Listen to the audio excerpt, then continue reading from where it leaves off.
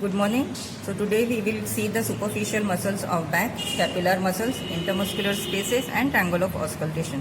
So we'll start with the superficial muscles of back. So superficial muscles of back, they are arranged in two layers.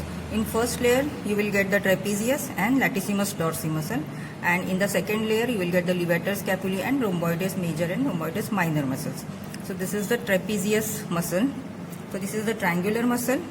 So you can see over here trapezius muscle. So this is triangular muscle, triangular in shape on one side, and muscles of both the sides, they form a rhomboides shape. Hence it is named as trapezius. It takes origin from the above, from the medial 1/3 of the superior nuchal line, then from the ligamentum nuchae, and below from the supraspinous ligaments and spinous processes of cervical and all 12 thoracic vertebrae. Okay, so this is the extensive origin of the trapezius muscle. Then fibers are inserted. As the upper fibers, they are inserted into the posterior border of the lateral 1/3 of the clavicle. Then middle fibers, they run horizontally and they are inserted into the upper lip of the spinous process of scapula and into the medial border of the acromion process. So here you will get the acromion process of scapula. Then lower fibers. So these are the lower fibers. Lower fibers, they run upwards and laterally and they are inserted into, they form a curved tendon and they are inserted into the deltoid tubercle that is present near to the medial end of the spinous process. And it is supplied by spinal part of the accessory nerve. Then action. So upper and lower fibers acting together, they rotate the scapula so that the glenoid cavity, it faces upwards during the abduction. And upper fibers along with the levator scapulae, they elevate the scapula, and middle fibers along with the rhomboides major and minor, they retract the scapula. So this is the trapezius muscle, and below you will get the latissimus dorsi. That is another superficial muscle of the back of the back. Then in the second layer you will get the levator scapulae muscle, then rhomboides minor muscle and rhomboides major muscle.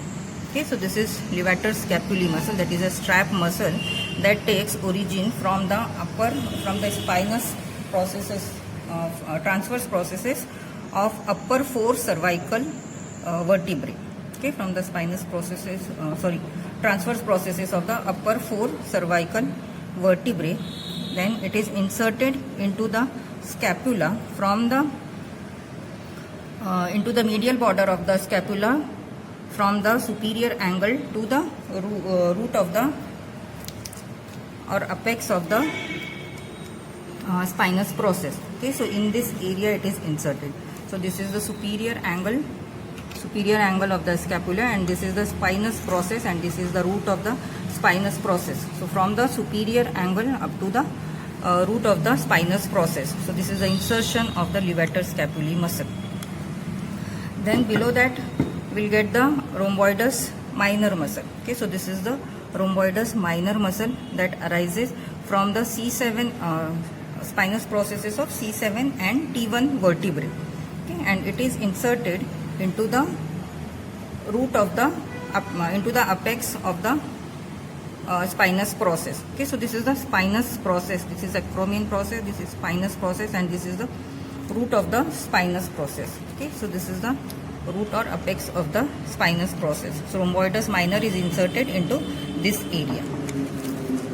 Then below that you will get the rhomboides major muscle. Okay, so this is rhomboides major muscle that takes origin from the T2 to T5 vertebrae, from the spinous processes and supraspinous ligaments of the T2 to T5, and it is inserted into the medial border of the scapula on the dorsal surface from the apex of the spinous process up to the inferior angle. Okay, from the apex to the inferior angle of the scapula. Okay, so in the medial border you will get 3 muscles inserted. Levator scapulae from the superior angle up to the apex. Then at the apex of the spinous process we will get a rhomboides minor muscle, and below up to the inferior angle we will get the rhomboides major muscle insertion. So levator scapula, it is supplied from the ventral rami of the C3 and C4, and along with the upper fibers of the trapezius, it elevates the scapula. And rhomboidus minor and major muscle, they are supplied by the dorsal scapular nerve, and along with the middle fibers of the trapezius, they retract the scapula. So these are the muscles. Now we will see the muscles around the scapula. Okay, so this is the deltoid muscle. So we have cut and retracted the deltoid muscle to see the muscles on the dorsal surface of the scapula. So this is the supraspinous fossa above the, so this is the dorsal surface. So this is spine of the spinous process of scapula, and the area above this is the supraspinous fossa, and the area below is the infraspinatus fossa. Okay, so this supraspinous fossa, it gives origin to the supraspinatus muscle. Okay, so this is supraspinatus muscle, and the infraspinous muscle, this is infraspinous muscle that arises from the infraspinous fossa. Okay, so this is infraspinous fossa. Now this supraspinatus muscle is inserted into the superior impression that is present on the greater tubercle of the humerus. Okay, so it forms a tendon that passes below the coracoacromial arch, and it is inserted into the superior impression on the head of the greater tuberosity of the humerus. Then this is infraspinatus. Infraspinatus is inserted into the middle impression onto the greater tuberosity of the humerus. Then below that you will get the teres minor muscle. Okay, so this is the teres minor muscle. Teres minor muscle, it takes origin from the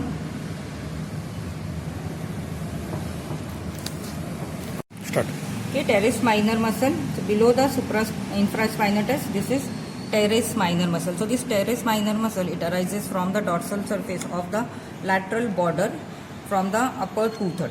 Okay, so this part, it gives attachment to the teres minor muscle. So this is the teres minor muscle. Okay, and above here you will get that the upper part of the lateral border, there is a tubercle is there, that is infraglenoid tubercle, that gives origin to the long head of the triceps muscle. Okay, and below that there is origin of the teres minor muscle. Then below the teres minor you will get the origin of the teres major. Okay, so this is the teres major muscle. Okay, teres minor and teres major muscle. So teres major, it arises from the lower one-third of the dorsal surface of this lateral border, from this part. Okay, so from above downwards on the lateral border you will get the long head of the triceps, then teres minor and teres major. Then subscapularis muscle, it arises from the scapular fossa. Okay, that is from the ventral surface of the scapula. Now supraspinatus and infraspinatus muscles, they are supplied by the suprascapular nerve, and teres minor is supplied by the branch from the axillary nerve. Okay, now at the origin, so this teres minor and teres major muscle, they lie edge to edge. But teres major, it passes forwards and laterally, and it passes in front of the long head of the triceps muscle. Okay, and gets inserted into the medial border of the intertubercular sulcus.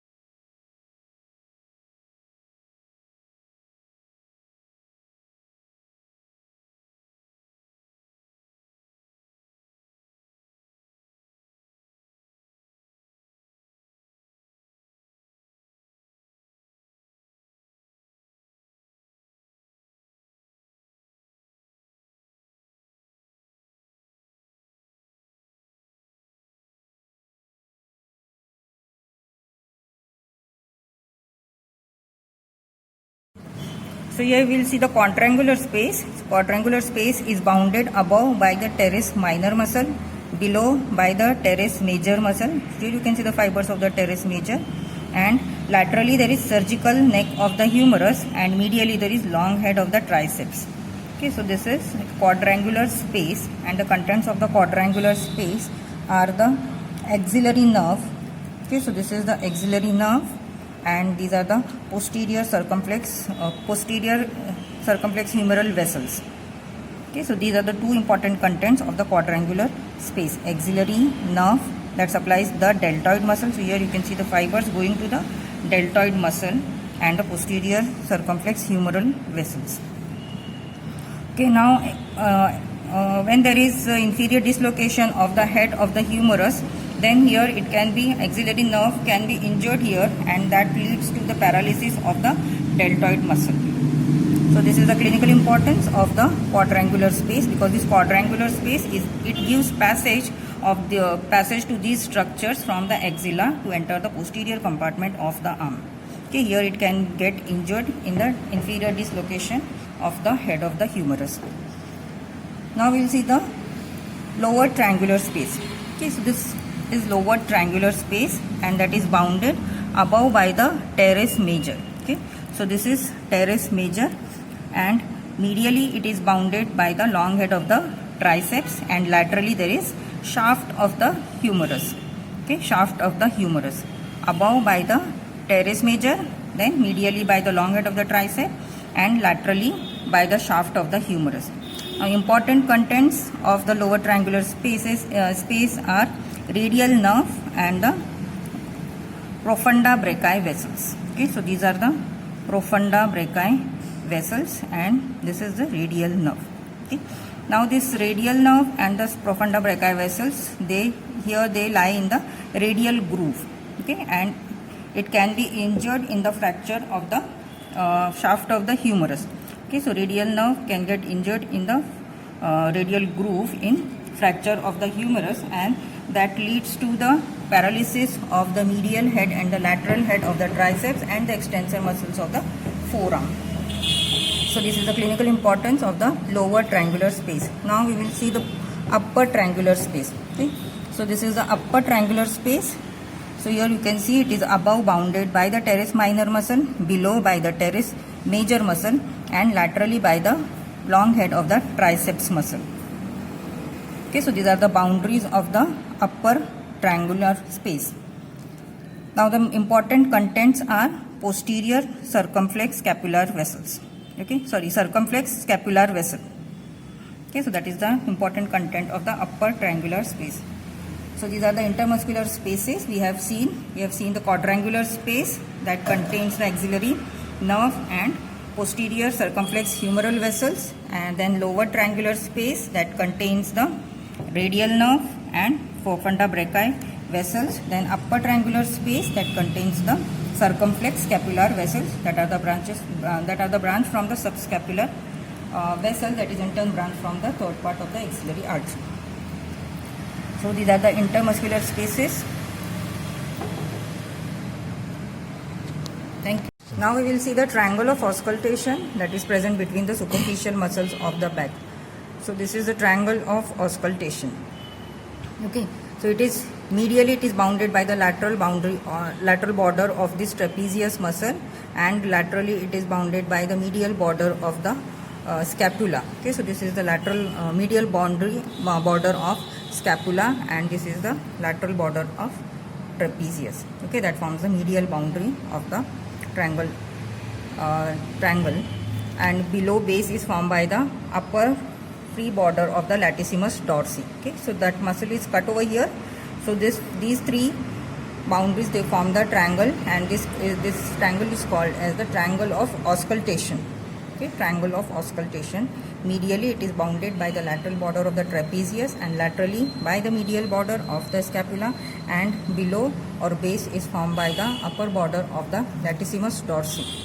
Okay, now the clinical importance of this triangle of auscultation is that it is close to the chest wall, and on both the sides deep to this triangle you will get the apex of the lower lobes of the lung. Okay, so here you can clearly see the lungs. Okay, so beneath this triangle of auscultation you will get the apex of the lower lobes of lungs on both the sides, and on the left side deep to this triangle, you will get the cardiac orifice of the stomach, and you can hear the sound of the splashed liquids swallowed with the help of the stethoscope in esophageal obstruction. So this is the clinical importance of the triangle of auscultation. Okay, so on both the sides you will get the apex of the lower lobes of the lungs, and on left side you will get the cardiac orifice of the stomach.